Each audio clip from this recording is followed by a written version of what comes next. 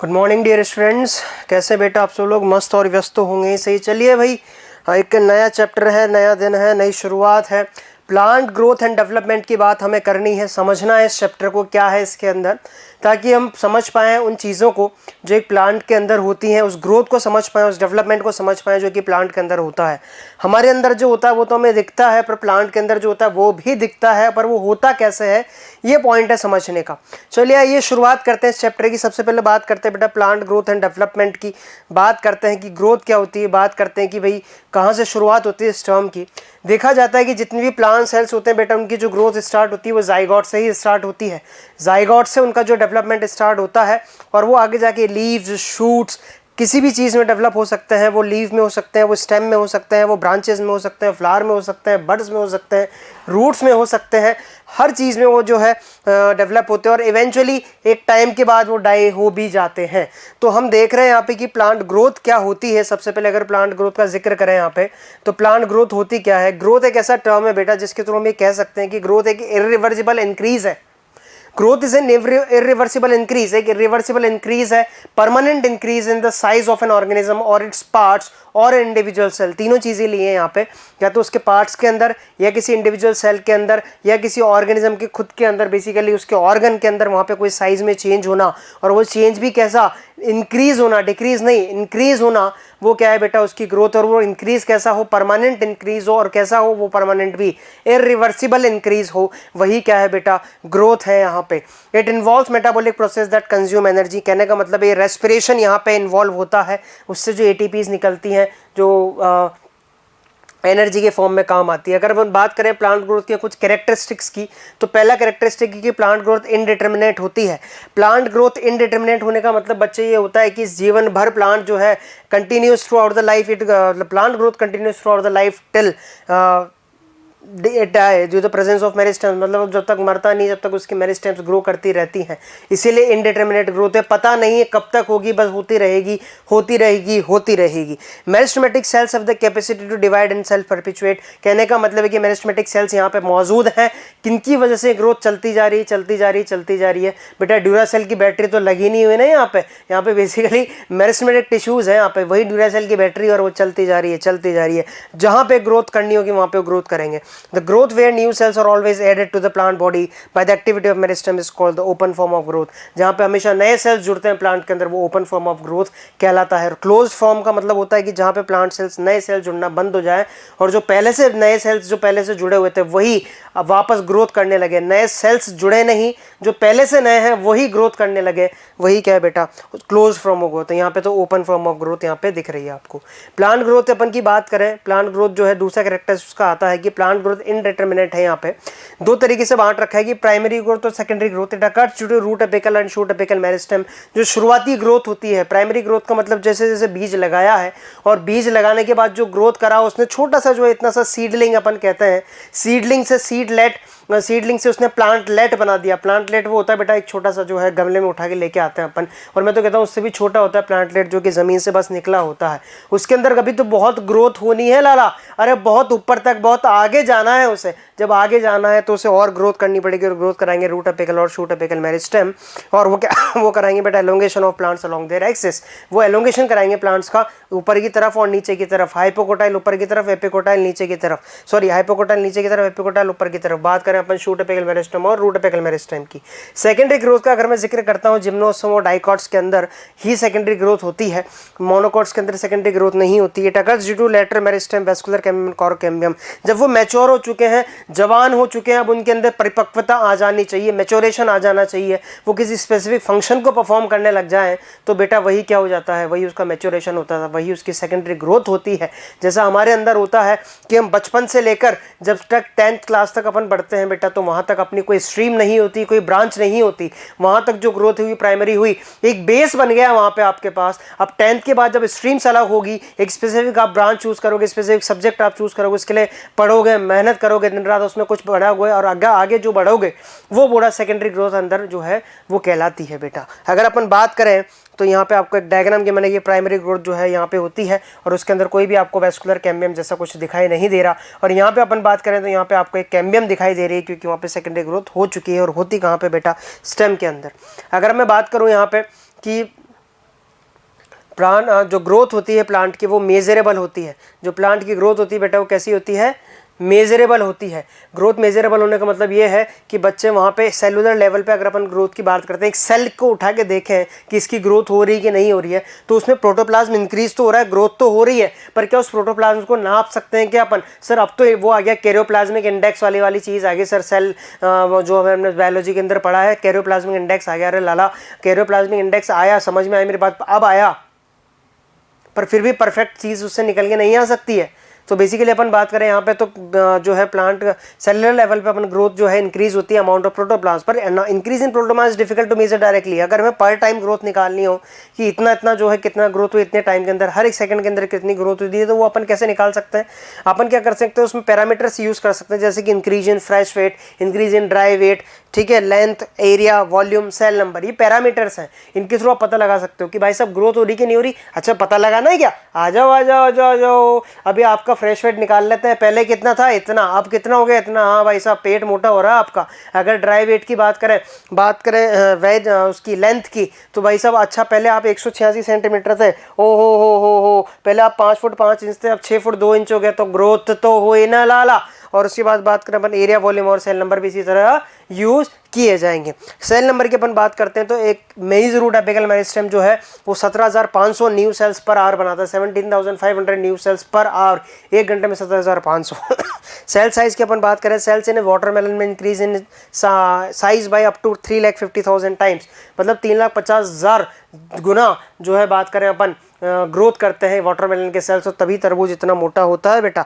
Length, growth of A pollen tube, pollen tube जो होती है उसकी ग्रोथ जो होती है नीचे की तरफ, अरे यार याद है ना 12, अरे सेक्सुअल रिप्रोडक्शन लाला, हाँ बिल्कुल वही बात। Length, growth of A pollen tube, surface area, growth in doors ventral leaf. अगर लीफ की ग्रोथ की बात करें, छोटी होती है फिर उसके बाद बड़ी होती जाती है, उसका एरिया जो सॉरी उसका एरिया जो है वहाँ पे बढ़ता जाता है, ग्रोथ होती जाती है डोर्सी वेंट्रल लीफ के अंदर। और ये अपन देख रहे हैं कि यार इन पैरामीटर्स के थ्रू अपन पता लगा सकते हैं कि किसी प्लांट के अंदर ग्रोथ हो रही है या नहीं हो रही है। आगे अपन बात करें तो ग्रोथ के अंदर अपन देख सकते हैं कि ग्रोथ जो है बेसिकली यहाँ पे direction of zones of elongation आप देख सकते हैं, यहाँ पे फेजेस होते हैं ग्रोथ के। अगर अपन फेजेस की बात करते हैं कि ग्रोथ किन फेजेस में होती है, 3 फेजेस के अंदर होती है। पहला फेज है बेटा मेरिस्टेमेटिक फेज। मेरिस्टेमेटिक फेज का अगर अपन जिक्र करें तो it occurs in meristems at the root apex and shoot apex. ये कहाँ पे हो रही है बेटा? रूट एपेक्स और शूट एपेक्स पे जो है मेरिस्टेमेटिक फेज चल रहा है। Cells in this region have rich protoplasm and large nuclei. अब यहाँ की जो सेल्स हैं वो और सेल्स से कैसे डिफरेंट होंगी? बेसिकली यहाँ पे क्या है कि बेटा यहाँ पे न्यूक्लियस तो यहाँ पे लार्ज होगा, और उसके बाद बात करें अपन प्रोटोप्लाज्म रिच होगा, साइटोप्लाज्म रिच होगा यहाँ पे, क्योंकि कंटिन्यूस डिवीजन कर रही है तो इनको खाने की काफ़ी रिक्वायरमेंट होने वाली है। Cells walls are primary thin, cell wall primary thin ही होगी, प्राइमरी होगी सबसे पहले तो, क्योंकि सेकेंडरी हो जाएगी तो ग्रोथ रुक जाएगी, मेरिस्टेमेटिक नहीं होगा फिर वो, और थिन होगी। यहाँ पे पतली रहना बहुत जरूरी ताकि एक्सपांशन होने में हेल्प कर पाए। और सेलुलोजिक विद एमेंडेंट प्लाज्मोडेस्माटा, मतलब कहने का मतलब साइटोप्लाज्म बहुत ज़्यादा होता है। एलोंगेशन फेज की अपन बात करते हैं, सेकंड फेज पे जब वो आती है growth, it occurs in cell proximal. Proximal का मतलब just away from the tip. Tip पे तो क्या हो रहा है? मेरिस्टेमेटिक फेज चल रहा है, और नीचे की तरफ क्या हो रहा है? एलोंगेशन फेज चल रहा है। तो यहाँ पे जो हो रहा है एलोंगेशन फेज में इंक्रीज्ड वैक्यूलेशन, वैक्यूल यहाँ पे इंक्रीज हो रही है साइज में, और न्यू सेल वॉल डिपोजिशन हो रहा है यहाँ पे। प्राइमरी के अलावा सेकेंडरी सेल वॉल बन रही है, क्योंकि अब एलोंगेशन हो चुका है और वो प्लांट का एक पूरा फेज है जो कि एलोंगेट हो चुका है। अगर अपन बात करें मैच्योरेशन फेज की, occurs in the cells farther away from the apex, और नीचे की तरफ चले जाएं अपन, और पहले की तरफ चले जाएं। भैया सास भी कभी बहू थी, वो भी तो कभी मेरिस्टेमेटिक जोन में थे, अब वो बेटा कैसे हो चुके हैं? मैच्योरेशन फेज में आ चुके हैं, मेरिस्टेमेटिक फेज से मैच्योरेशन फेज में आ चुके हैं। और बेसिकली बात करें तो अब वो डिफ्रेंशिएट हो चुके हैं, उनका जो एक मैक्सिमम साइज है वो आ चुका है, और वॉल थिकनिंग पूरी हो चुकी है, प्रोटोप्लाज्मिक मॉडिफिकेशंस भी हो चुके हैं। तो ये अपन ने किसके फेजेस देखे बेटा? ग्रोथ के फेजेस देखे। अगर अपन बात करें ग्रोथ रेट्स की तो दो तरीके से अपन ग्रोथ रेट निकाल सकते हैं। ग्रोथ रेट का मीनिंग क्या होता है पहले ही समझ लेते हैं कि it is increase growth per unit time. हर एक सेकंड, हर एक घंटे, हर एक दिन में, प्लांट में हम दिन में देखते हैं बेटा, हर एक दिन में कितनी या हर एक किस टाइम पे कितनी ग्रोथ हो रही है, वही ग्रोथ रेट होती है। रेट अपन बात करें, अपन स्पीड की बात करते हैं तो पर यूनिट अपन बात करते हैं कितना डिस्टेंस उसने ट्रेवल किया है, ठीक है, पर सेकंड कितना डिस्टेंस ट्रेवल का उसकी स्पीड है। तो बेसिकली यहाँ पे भी यही हो रहा है कि increase growth per unit time. अब यहाँ पे ग्रोथ को अर्थमेटिक या ज्योमेट्रिकल फॉर्म में अपन देख सकते हैं बेटा। अगर शुरुआत करें जो अर्थमेटिक ग्रोथ की, तो यहाँ पे बेसिकली ये होता है कि इसमें माइटोटिक डिवीजन होता है, और होता क्या है कि सिर्फ एक डॉटर सेल जो है वो डिवाइड करती है और बाकी परमानेंट होती जाती है। आओ अर्थमेटिक की जो है थोड़ी सी जान पहचान करें, थोड़ा समझें। अपन देख सकते हैं बेटा यहाँ पे अर्थमेटिक के अंदर कि आपको दिख सकता है यहाँ पे कि बेसिकली यहाँ पे 2 सेल्स थी, दोनों में से किसी एक ने डिवाइड करना शुरू किया। अब जब एक ने डिवाइड करना शुरू किया यहाँ पे तो बेसिकली एक तो डिवाइड करेगी और एक डिवाइड करेगी और एक परमानेंट हो गई, एक तो 2 में कन्वर्ट हो गई और एक इसको अपन ए मान लेते हैं और इसको बी मान लेते हैं। तो अभी आपको जो है सब चीज़ें पता लग जाएगी। ये ए है, ये बी है, तो ए तो वापस ए हो गई और बी B1 और ये वाली B2। अब B1 जो है B1 ऐसी की ऐसी रही, B1 डिवाइड हुई और B2 ऐसी की ऐसी रह गई। तो हर बार ऐसा ही होगा, हर एक सेल 2 सेल बनेगी नहीं जिसमें से एक परमानेंट हो जाएगी और एक डिवाइड करती रहेगी। फिर यहाँ पे अभी इसको मैं बात करूँ कि इसको C1 C2 और ये तो B2 अभी भी बनी हुई है। अब B2 तो ऐसी कैसी रह गई, C2 में से C2 ऐसी कैसी रह गई, C1 वापस डिवाइड करेगी D1 और D2 में से, तो D2 ऐसी कैसी रह गई और D1 फिर डिवाइड करेगी E1 E2 में से। और आगे क्या होगा, आगे मेरा बच्चा जानता है ऐसा होने वाला है कि भाई साहब E2 तो ऐसे कैसी रह जाएगी,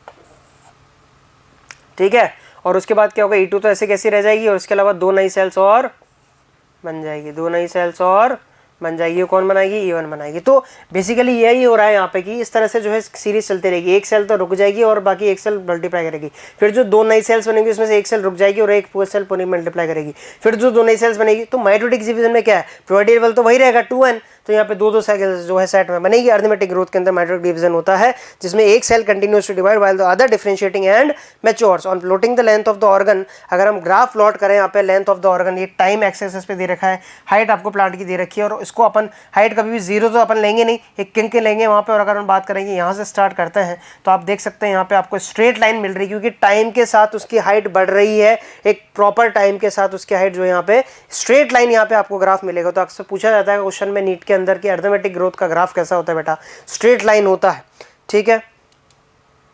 मैथमेटिकली इसको कैसे रिप्रेजेंट कर सकते हैं, LT equals to L0 plus RT।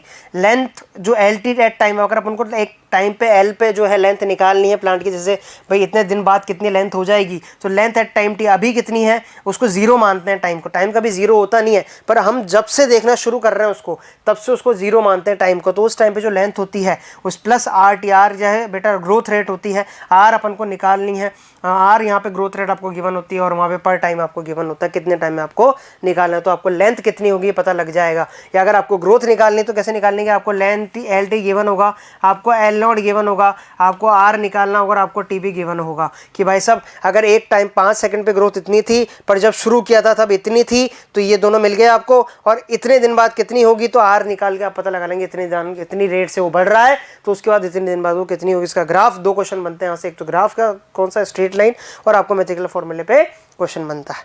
अगर बात करें अपन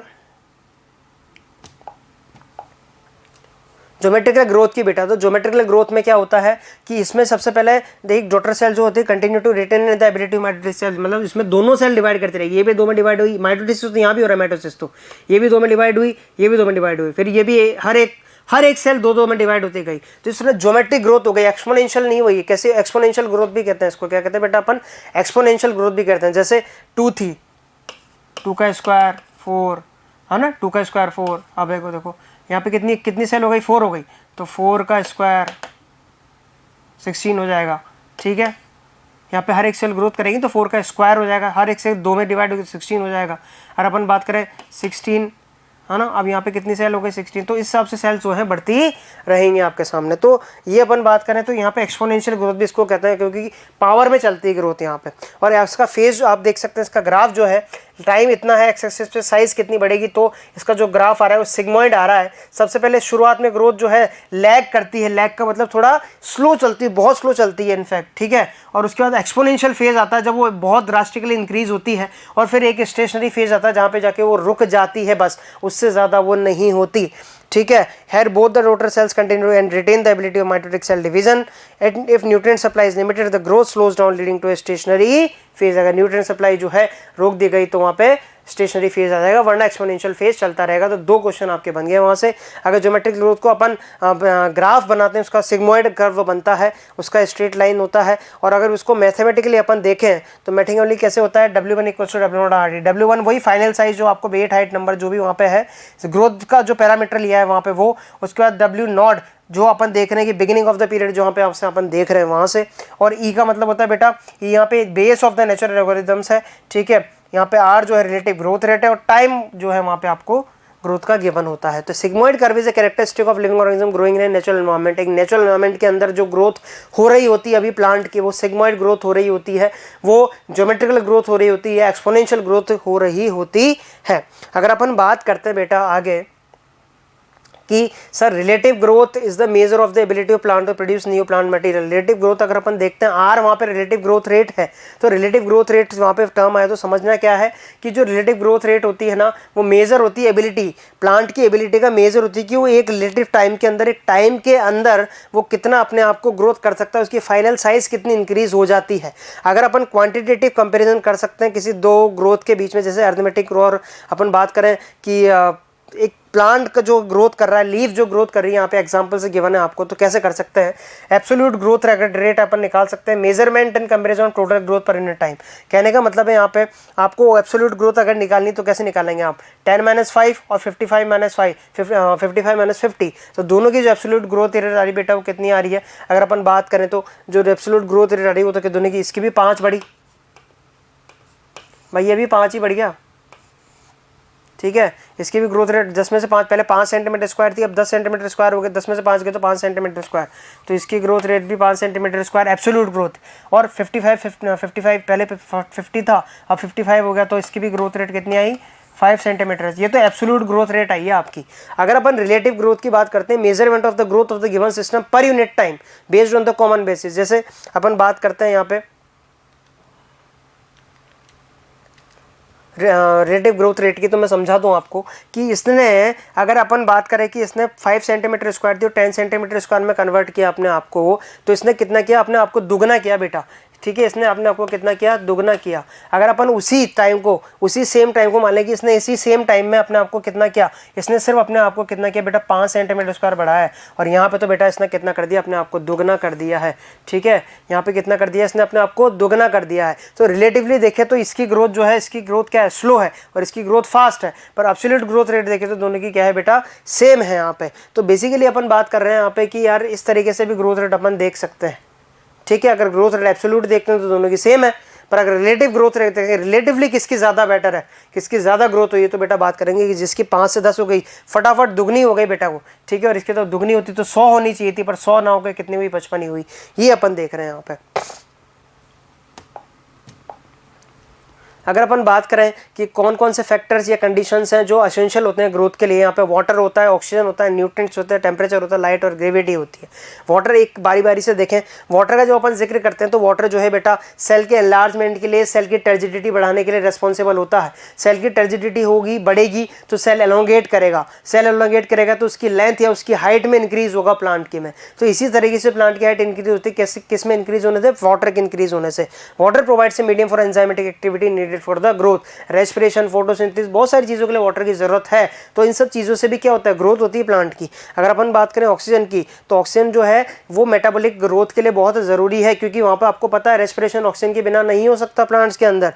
न्यूट्रिएंट्स की बात करूँ, मैक्रो और माइक्रो एलिमेंट्स कितने ज़्यादा ज़रूरी है, मिनरल न्यूट्रिशन के अंदर पढ़ा है ना कि भाई साहब ग्रोथ क्या, बहुत सारी चीज़ें रुक जाती है, समझ रहे हो ना। हाँ, भूलना नहीं है बिल्कुल भी, मेरा बच्चा समझदार। मिनरल जो माइक्रो और माइक्रो एलिमेंट्स है, मैक्रो वो नीडेड होते हैं तो synthesis of protoplasm and act as a source of energy. ये तो मेरा बच्चा देख चुका है, एक एक शब्द याद है उसे। अगर बात करें टेम्परेचर की, तो plants have an optimum temperature at which growth is maximum. मतलब टेम्परेचर जो है बेसिकली एंजाइमेटिक एक्टिविटी के लिए नेसेसरी होता है बेटा। एंजाइम टेम्परेचर सेंसिटिव होती है, बताया ना मैंने, एंजाइम जो है टेम्परेचर सेंसिटिव होती है। कहने का मतलब ये है कि एक पर्टिकुलर एंजाइम एक पर्टिकुलर टेम्परेचर रेंज पे ही काम करेगी। अगर उस टेम्परेचर से कम आपने दिया तो इनएक्टिव, उससे ज़्यादा दिया तो बेटा वो डीनेचर हो जाएगी। तो उस पर्टिकुलर टेम्परेचर जब तक मिलता रहेगा, वो एंजाइम काम करती रहेगी, तो प्लांट की ग्रोथ भी होती रहेगी। अगर अपन बात करें किसकी, लाइट एंड ग्रेविटी की, तो वो भी बेटा काफ़ी इफेक्ट करता है। जैसे फोटोट्रोपिज्म और जियोट्रोपिज्म, अगर शूट की ग्रोथ करानी है तो मुझे लाइट कहाँ देनी पड़ेगी, फोटोट्रोपिज्म करना पड़ेगा। मतलब शूट की ग्रोथ जो होती है लाइट के डायरेक्शन में होती है तो और जल्दी ग्रोथ करेगा।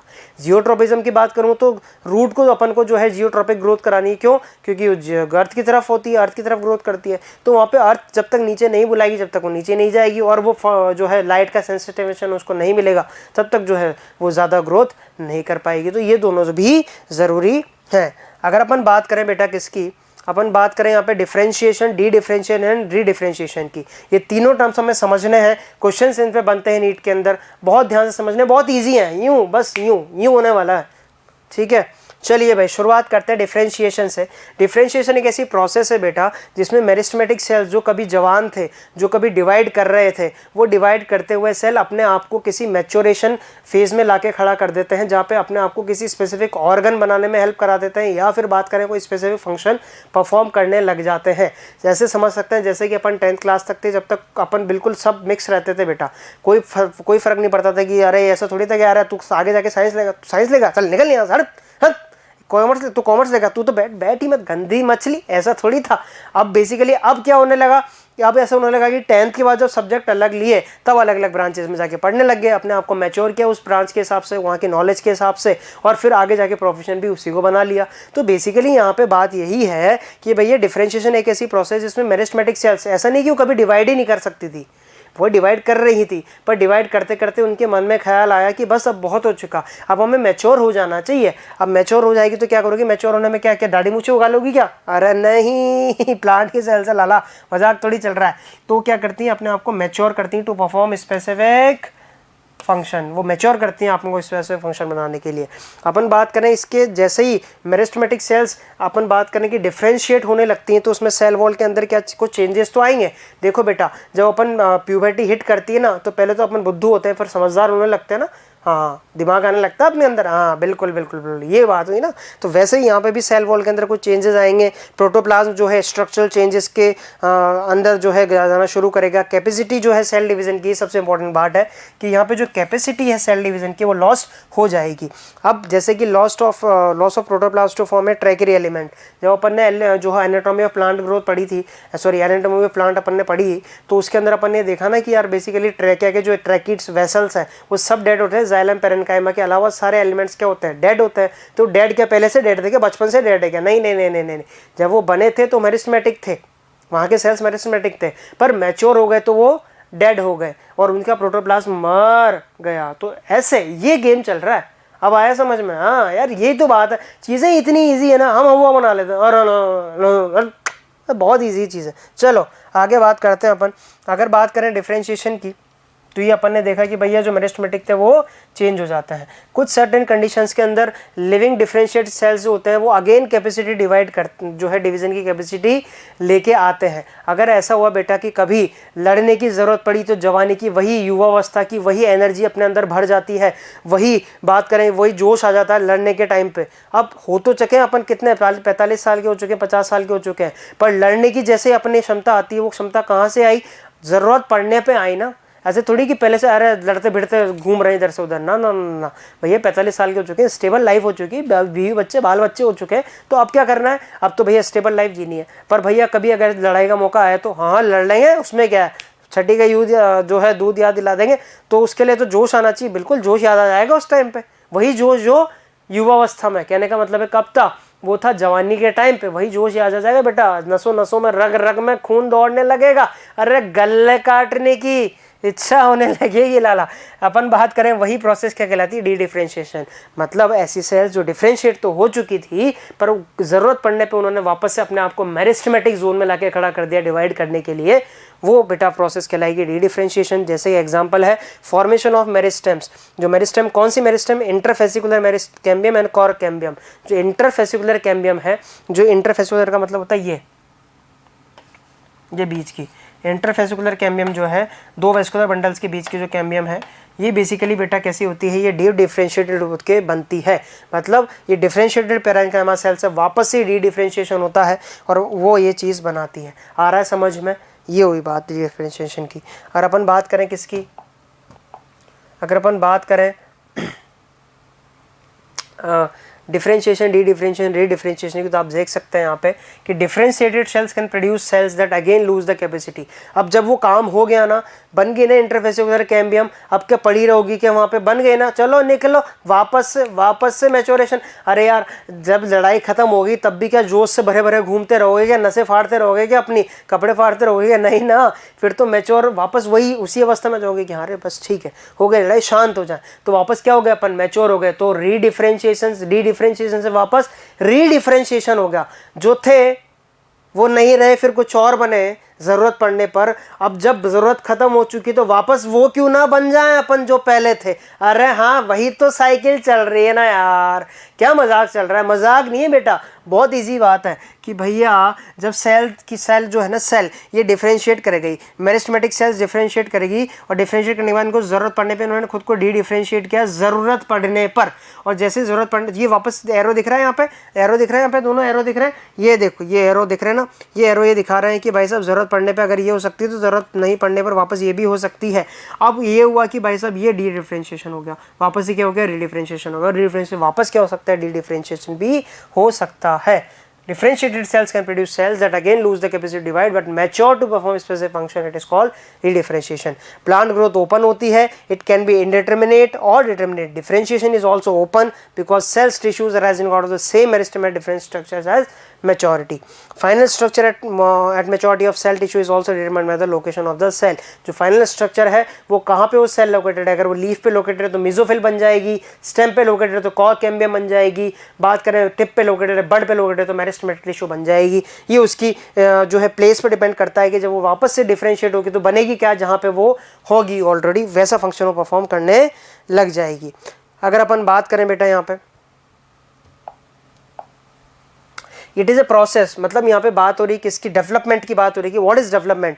डेवलपमेंट क्या होता है? डेवलपमेंट एक ऐसी प्रोसेस है जिसके अंदर सारे चेंजेस जो कि एक लाइफ साइकिल के अंदर होते हैं ऑर्गेनिज्म की, from seed germination to senescence. Organism यहाँ पे कौन है, प्लांट की बात कर रहे हैं बेटा यहाँ पे, कि ऐसे सारे चेंजेस जो उसकी लाइफ साइकिल के अंदर होते हैं, जब से वो ज़मीन में था गड़ा हुआ, जब वो ज़मीन के ऊपर आया तब तक, और जब तक वो क्या कहता बेटा, मर नहीं जाता, सेनेसेंस नहीं हो जाता। अरे हम तो यहीं से पैदा हुए ज़मीन से, और बेटा यहीं मिल जाएंगे खाक में, यही पूरी लाइफ साइकिल के अंदर पर कुछ चेंजेस ज़रूर करके जाएंगे, और यही चेंजेस बाद में डेवलपमेंट कहलाएंगे। लाला ओहो सर, कविता होगी। हाँ हाँ, यहीं पैदा हुए, यहीं ज़मीन से उठे और यहीं पे ज़मीन में मिल जाएंगे, पर जाने से पहले जो कुछ चीज़ें करके जाएंगे वही बाद में डेवलपमेंट कहलाएंगे। अरे वाह, ये हुई ना बात। ये एक ऐसी प्रोसेस है बेटा जो कि सारे चेंजेस होते हैं लाइफ साइकिल का ऑर्गेनिज्म के अंदर, from seed germination to senescence, और यही क्या है, यही डेवलपमेंट है। It is a sum of growth and differentiation, मतलब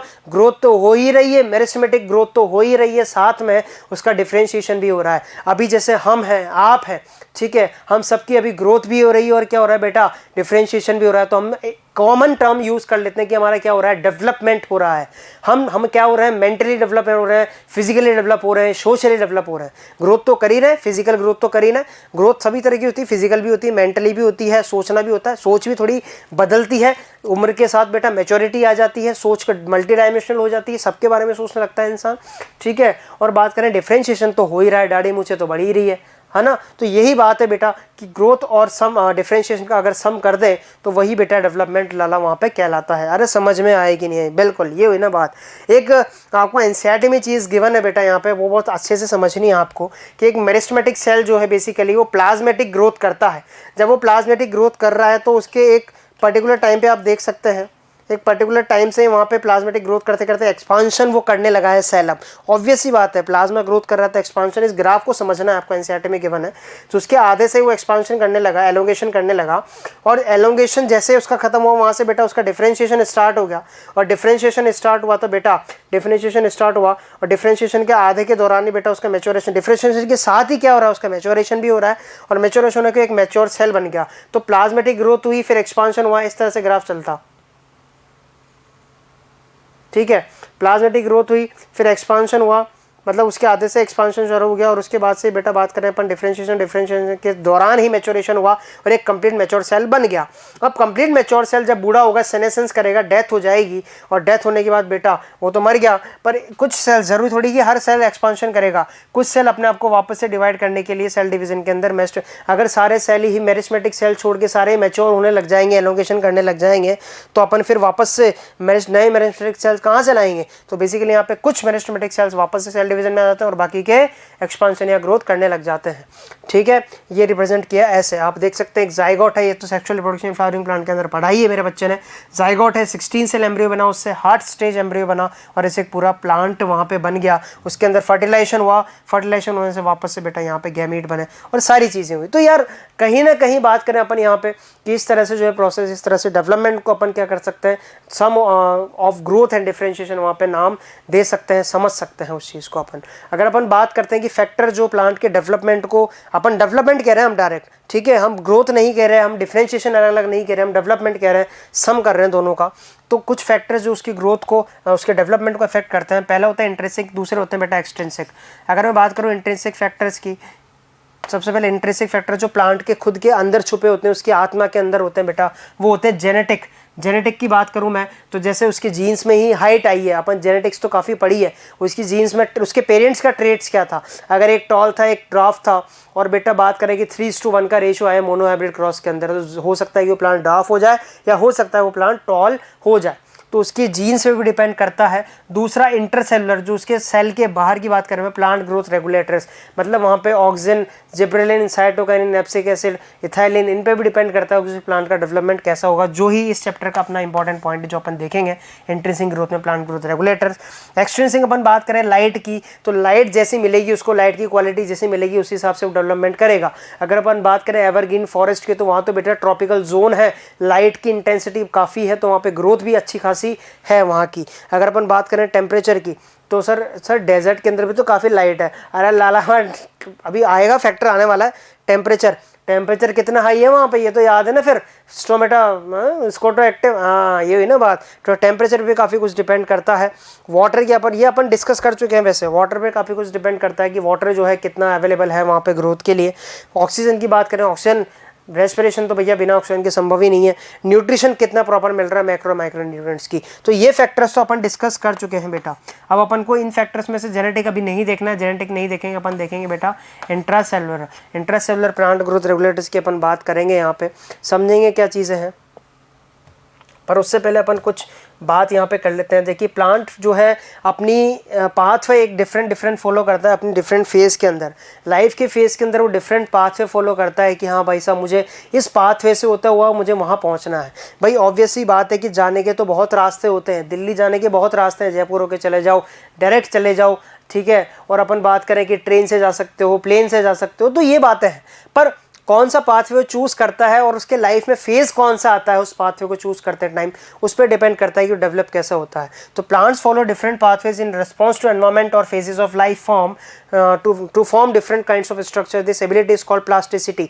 ये उनकी एबिलिटी है, इसकी एबिलिटी का नाम दिया है प्लास्टिसिटी, कि लाइफ में कैसा फेज़ आ रहा है उसके हिसाब से अपना स्ट्रक्चर चेंज करता है, मॉर्फोलॉजी चेंज करता है, तो डेवलपमेंट के लिए, ताकि वो सेनेसेंस तक पहुंच जाए, अपनी लाइफ साइकिल पूरी कर ले, वही प्लास्टिसिटी कहलाती है।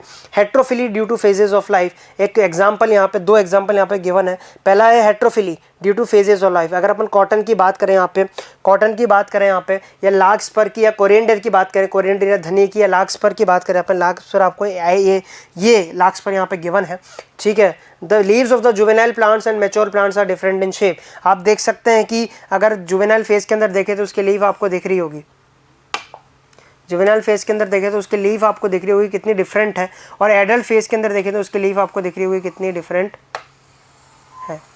तो बेसिकली अपन बात कर रहे हैं कि दोनों फेजेस के अंदर उसकी लीफ का स्ट्रक्चर चेंज हुआ है, तो कहीं ना कहीं क्यों हुआ है, क्योंकि एनवायरनमेंट का चेंज उस पर हुआ है। कोरिएंडर धनिया जो है बेसिकली सर्दी की फसल है, और सर्दी में जो है बात करें अपन रबी की फसल है, और रबी के अंदर बेटा एनवायरनमेंट चेंजेस होते हैं, तो उस हिसाब से अपनी लीफ का जो है स्ट्रक्चर वहाँ पे चेंज करता है। हेट्रोफिली ड्यू टू एनवायरनमेंट की वजह से अगर हेट्रोफिली होती है बेटा, जैसे कि अपन बात करें यहाँ पे difference in shape of leaves produced in air and water. अगर बटर कप की बात करते हैं अपन, तो टेरेस्ट्रियल हैबिटेट के अंदर, आप टेरेस्ट्रियल हैबिटेट के अंदर अगर बटर कप को देखते हैं तो बटर कप ऐसा है, टेरेस्ट्रियल, जब धरती पे उग रहा है, और वाटर हैबिटेट के अंदर वो ऐसा है। क्यों है ऐसा सर? ऑब्वियसली बात है बेटा, वहाँ पे बेसिकली वो जो पत्तियां हैं वो वहाँ पे रिक्वायरमेंट नहीं है वहाँ पे, ठीक है। वहाँ पे कौन सी लाइट आ रही जो फोटोसिंथेसिस को करना है। तो इसी तरीके से बेसिकली बात करें तो टेरेस्ट्रियल हैबिटेट पे भी चेंज होता है, एनवायरनमेंट की वजह से एट्रोफिलिया आ जाती है, या फिर एट्रोफिलिया आती है किसकी वजह से, जो उसके इंट्रिंसिक फैक्टर, जैसे कि अपन बात करें कि उसका फेजेस ऑफ लाइफ जो जिससे वो ग्रोथ करता है। तो ये अपन बात कर रहे हैं बेटा यहाँ पे, इस तरीके से अपन ने हेट्रोफिली की यहाँ पे बात करी। तो ये सारी बातें हुई, और अब इसके बाद इन सब चीज़ों के बाद अपन जो है जिक्र करेंगे अगले लेक्चर में प्लांट ग्रोथ रेगुलेटर्स का, ऑक्सिन, साइटोकाइनिन, जिब्रेलिन, और बहुत सारी चीज़ें अपन को पढ़नी है, जाननी है, समझनी है, देखनी है कि भैया किस हार्मोन का क्या रोल होता है प्लांट के अंदर। वो सारी बातें करेंगे अपन नेक्स्ट लेक्चर में। तब तक के लिए thank you and take care.